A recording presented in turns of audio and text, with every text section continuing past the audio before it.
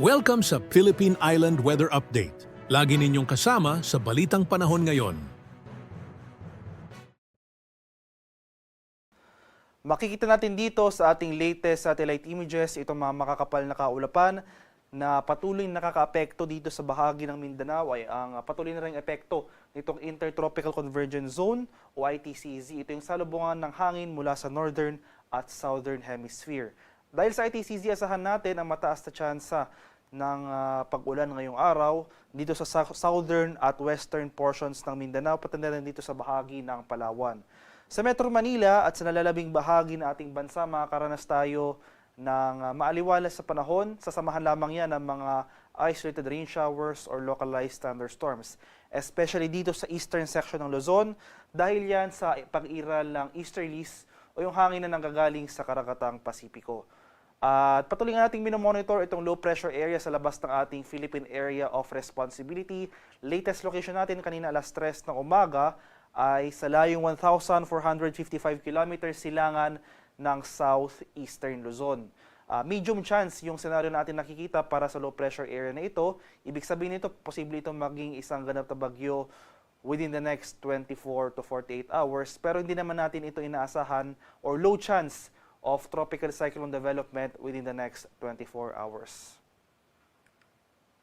At para naman sa kalagayan ng ating panahon ngayong araw dito sa Luzon, malaking bahagi ng Luzon, including Metro Manila, magpapatuloy itong maaliwalas sa panahon. Pero itong easterlies o yung hangin na nagagaling sa Karagatang Pasipiko, posibleng magdulot ng mga isolated thunderstorms dito sa eastern section ng ating bansa, particular na sa areas ng Cagayan Valley, sa bahagi ng Isabela, Quezon at ilang bahagi ng Bicol Region.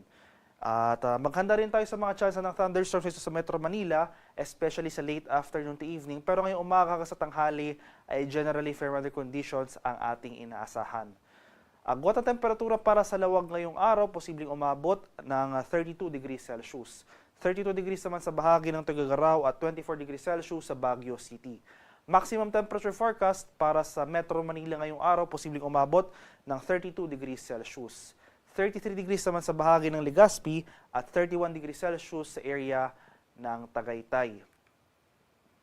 Sa bahagi naman ng Palawan, Visayas at sa Mindanao, itong southern at western sections nga ng Mindanao, pati na rin dito sa Palawan, particular na dito sa areas ng Zamboanga Peninsula, Barm, Soc-Sargen at Davao Occidental. Asahan natin mataas sa chance ng mga kalat-kalat na thunderstorms ngayong araw. Dulot pa rin yan ng Intertropical Convergence Zone o ITCZ. Kaya patuloy tayong maging handa at alerto sa mga banta ng pagbaha at pagguho ng lupa, lalong-lalo na kung tuloy-tuloy ang pag-ulan na ating mararanasan. Para sa Visayas at sa rest of Mindanao, makakaranas rin tayo ng generally fair weather conditions throughout the day. Maganda pa rin tayo sa mga tsansa ng localized thunderstorms, especially sa hapon hanggang sa gabi. Maximum temperature forecast para sa Kalayaan Islands ngayong araw, posibleng umabot ng 32 degrees Celsius. 32 degrees naman dito sa bahagi ng Puerto Princesa at 32 degrees Celsius sa areas ng Iloilo, Cebu at Tacloban. Maximum temperature forecast para sa Cagayan de Oro ngayong araw, posibleng umabot ng 32 degrees Celsius. 33 degrees naman sa bahagi ng Davao at 32 degrees Celsius sa area ng Zamboanga.